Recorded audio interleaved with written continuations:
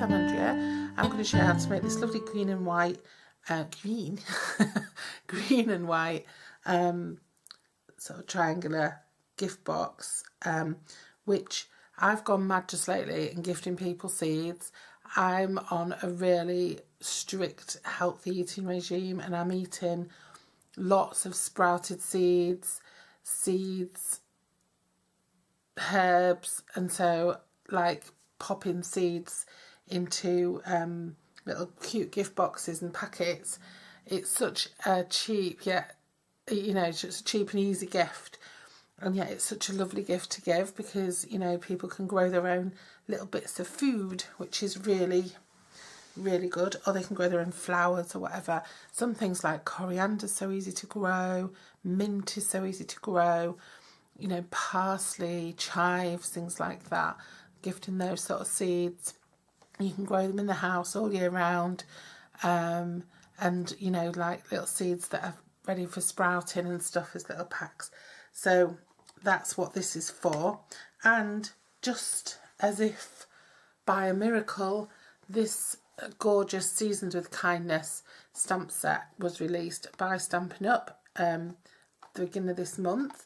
This is a hostess set, host set. So if you have a party, this is one of the exclusive gifts you can get. I'm not asking anyone to have a party or anything, because you know, it's not everyone's kind of thing.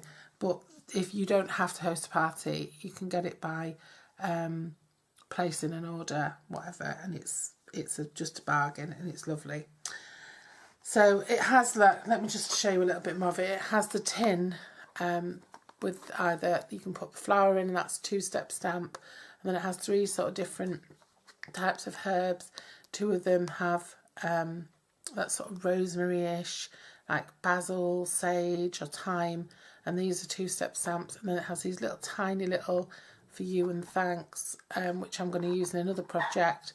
A little kindness seasons everything that I'm using in this project, and enjoy the goodness of the day, which I've used in so many projects because it's just such a cute little stamp. So what I did was, for the tin itself, I used crumb cake. And what you do is, I've already done it, so if you want me to do it on camera, I will. But you stamp this one, and then you stamp that one right over the top of it. You just line up the edges, the rim of the can, and just stamp it on. You can use a stamping platform if you have one. I have one, but I didn't use it for this, I just used my eye. And then I've used this stamp here, and I've stamped that in Old Olive ink. And what I did so I didn't get the stem showing, was I just hung the stem over the edge of my stamp pad so I didn't get any ink on it, and then that just created that effect. I stamped those onto Whisper White, and then I cut them out with an oval stitched edged framelit, which is the middle size one, I think.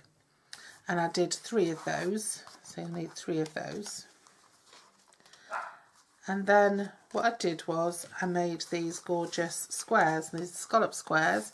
They measure just slightly over 3 inches square, which is 7.6 centimetres. But what I did was, I just got a piece of Whisper White, and I stamped it using this stamp, which is supposed to be the second step of this stamp, but I used it on its own, and I stamped it in Old Olive, and I just stamped off, and then I just stamped all around a piece of Whisper White, and I made that lovely background piece of paper. And like I say, I used a smaller stitched shape oval, and I stamped on the little kindness seasons everything sentiment. So I need 3 of those background pieces and 1 of the sentiments. And then I'm going to use some stitched edged ribbon. I don't know if this carried on or not, I'm not sure, but if it did, it's in the current catalogue. If it didn't, then you might have some in your stash, or you can use a different one. And then finally, you'll need a piece of Old Olive, which measures 11 3/4 inches. That's a full sheet of A4 by 7.5 inches. So that's 30 centimetres by 19 centimetres. Okay. Now the scoring of this gave me a bit of a headache, but I don't even know why it gave me a headache. It was just that I wanted to make it to perfectly fit my squares. So I'm just going to get my scoreboard out, and we'll start on the short side because that's the easy side. And what we want to do is score at 1 7/8. Is that right? 1 7/8. And then I'm just going to turn it round and score it at 1 7/8 again. Okay, and that'll leave us 3 3/4 in the middle. And then on this side, I'm going to score at 1/2 inch. And then I'm going to score at 4 1/4. So I'm just looking at my measurements. Then I'm going to score at 8.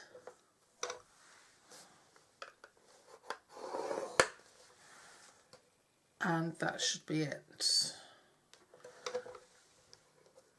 Yeah, that should be it, because that's 3 3/4. So each of these is 3 3/4 square, and that's just for fastening together. Now what we also want to do is we just want to mark the centre of each of these panels. So the centre of each of these sort of rectangles, these 6, is 1 7/8 inches. So what I'm going to do is I'm going to turn my paper around so I've got the thin rectangle at that end, and I'm just going to mark at 1 7/8 there. Okay.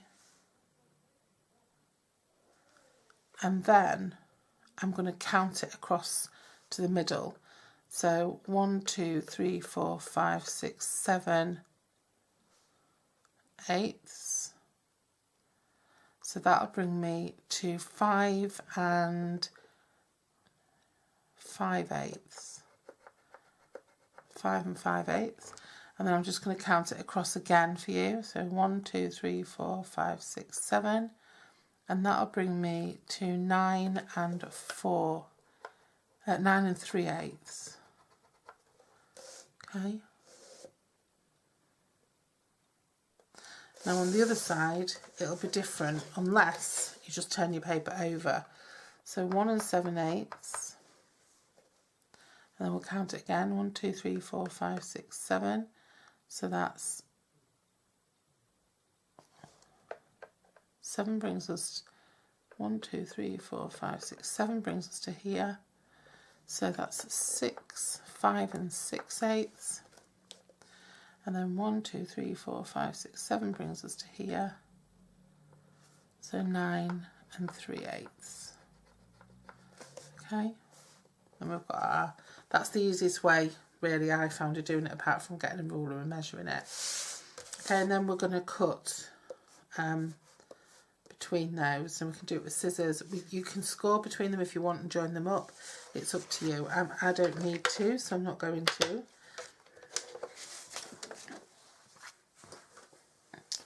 So what I suggest we do next is we get rid of the bits. We score and burnish. We fold and burnish. So I'm going to do that. I love Old Olive. Absolutely love this colour. I do love greens though. But mind you, to be honest, I love everything. I love purples, pinks. But when it comes to greens, this sort of olive green is my favourite. Now you could make a separate lid for this box. I did do that on my prototype, and then I thought, no, I'd rather have it folding closed. So now I say you can either draw lines from here to here and cut those out, or you can do it by eye. So I suggest you use some big scissors.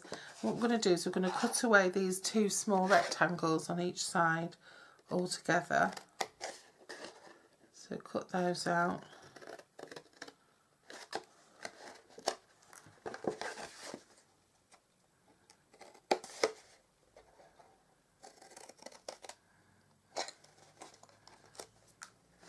And I'm just going to notch that in just for when we're folding so it's not so bulky.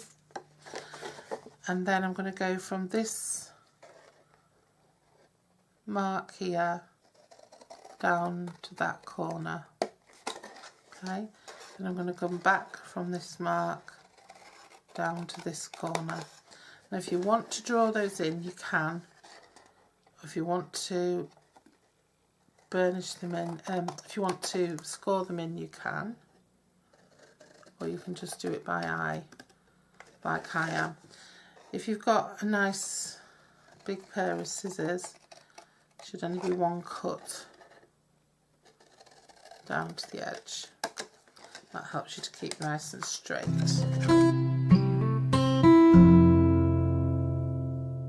We want to pop on our panels. Oh, aren't these cute? Like falling leaves, that's beautiful. So I'm going to pop those on.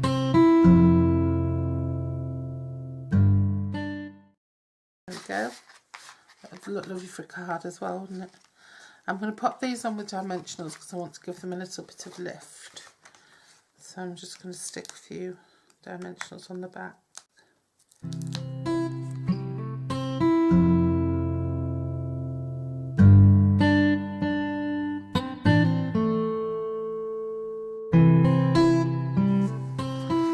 Ready to fasten it together.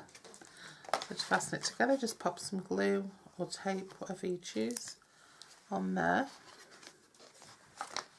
and just bring it together. It's not like a flat box where you can, a four-sided box where you can lay it out. Use whichever you want to use as your front side. I'm going to use that one as my front side and have that as your last flap that goes down. And put a little bit of glue on that one. And then plenty of glue on that one.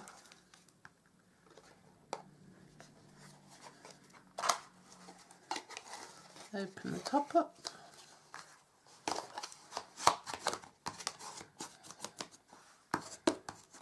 Good press down.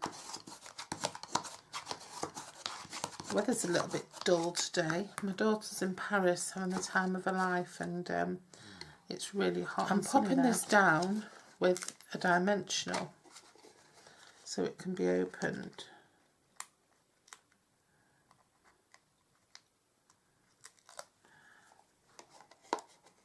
And pull it open, and then I'm just going to pop another dimensional on the top. Now, I've forgotten my own design, and I'm just going to pop that on there so that can be lifted up with that, and it will open. It will open quite easily, but it's not, like I said, it's not meant to be. It's not meant to be used time and again, is it? A gift box, and then the ribbon is going around the base of the box.